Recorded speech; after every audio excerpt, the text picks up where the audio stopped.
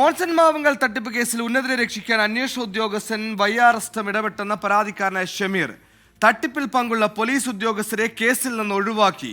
മോൺസനെതിരായ POCSO കേസിൽ അതിജീവിതയുടെ രഹസ്യമൊഴി ഉണ്ടായിട്ടും നടപടി ഉണ്ടായില്ലെന്നും ഷമീർ ആരോപിക്കുന്നു. മുഴുവൻ ആളുകളെയും സംരക്ഷിക്കുന്ന നടപടിയാണ് ഈ കേസിൽ പോലീസ് സ്വീകരിച്ചിട്ടുള്ളത്. അതിനു വേണ്ടിയിട്ട് മോൺസന്റെ വീട്ടിൽ ഈ തട്ടിപ്പിന് കൂട്ടുനിന്ന നിരവധി ആളുകളെ കേസിൽ നിന്നും ഇദ്ദേഹം ഒഴിവാക്കിയിട്ടുണ്ട്.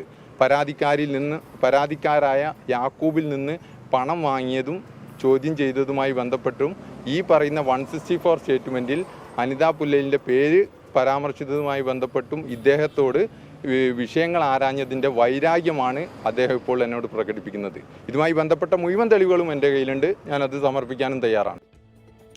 അശ്വിൻ ബാലായി കൊച്ചിയിൽ നിന്ന് ചേർന്നു. അശ്വിൻ, ഈ മോൺസൺ മാവുങ്കൽ കേസിലെ പുതിയ ട്രെൻഡ് വയ്യാറസ്തത്തിന് ഉയർന്ന ആരോപണങ്ങളാണ്. നേരത്തെ ഈ പണം തിരിച്ചു വാങ്ങിക്കൊടുക്കാമെന്ന് പറഞ്ഞ റസ്തം പണം വാങ്ങിയെന്ന ആരോപണം വരുന്നു. ഹൈക്കോടതിയിൽ ഹർജി നൽകുന്നു. ഇപ്പോൾ പുതിയൊരു ആരോപണം കൂടി, കേസിൽ പ്രതികളായ അല്ലെ കേസിൽ ഉന്നത പോലീസ് ഉദ്യോഗസ്ഥർ ഒഴിവാക്കി കൊടുത്തിയെന്ന ആരോപണം കൂടി വരുന്നു.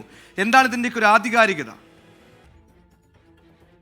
എന്തായാലും ഒരു ചെറിയ ആരോപണമായി ഇതിനെ തള്ളിക്കളയാനാകില്ല. കാരണം ഈ കേസുമായി ബന്ധപ്പെട്ട് ആദ്യം മുതൽ തന്നെയുള്ള അന്വേഷണ ഉദ്യോഗസ്ഥരിൽ ഏറ്റവും പ്രധാനപ്പെട്ട ഒരാൾ തന്നെയാണ് ഈ റസ്തം എന്ന് പറയുന്നത്. അതുകൊണ്ട് തന്നെ റസ്തത്തിനെതിരെ ആരോപണങ്ങൾ അത്ര ചെറുതായി കാണാനുമാവില്ല. ആദ്യം മുതൽ തന്നെ ഈ സംഭവവുമായി ബന്ധപ്പെട്ട് ഇതിൽ ചില ഇടപെടലുകൾ നടത്തിയെന്നും ഉന്നതരായ പോലീസ് ഉദ്യോഗസ്ഥരെ രക്ഷിക്കാൻ വേണ്ടി വലിയ ഇടപെടൽ റസ്തം നടത്തിയെന്നുമുള്ള ആരോപണമാണ് ഈ കേസിന്റെ തുടക്കം മുതലുള്ള പരാതിക്കാരൻ കൂടിയായ ഷമീർ പങ്കുവെക്കുന്നത്. അതിൻ്റെ ചില തെളിവുകൾ, നിർണായകമായ തെളിവുകൾ തൻ്റെ കൈവശമുണ്ട് എന്ന് ഷമീർ അവകാശപ്പെടുന്നുമുണ്ട്. ഈ തെളിവുകൾ പുറത്തുവിടാൻ തയ്യാറാണെന്നും പറയുന്നുണ്ട്.